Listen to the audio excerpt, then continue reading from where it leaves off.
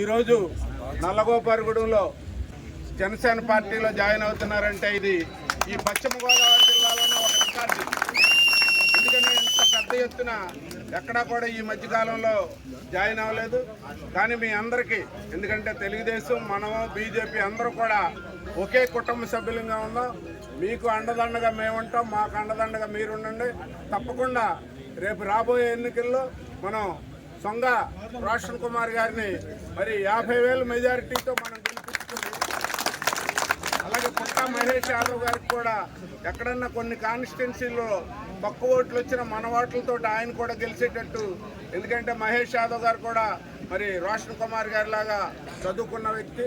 మరి రోషన్ గారు అయితే ఆల్రెడీ 10 సంవత్సరాల నుంచి వాళ్ళ ట్రస్ట్ ద్వారా ప్రాబ్లమ్స్ వచ్చిన దగ్గర అవకాశం ఉన్న మేరకు వాళ్ళు లేకపోయినా కానీ ఇక్కడ టీముని పెట్టి వాళ్ళకి ఆర్థికంగా సహాయం చేసిన కుటుంబం. అలాగే మొట్టమొదటి లిస్టులోనే చంద్రబాబు నాయుడు గారు సొంగ రోషన్ కుమార్ గారికి ఇచ్చారు. కాబట్టి మనం ఆ గౌరవాన్ని నిలబెట్టుకుని మంచి మెజారిటీతో గెలవటానికి మనందరం కూడా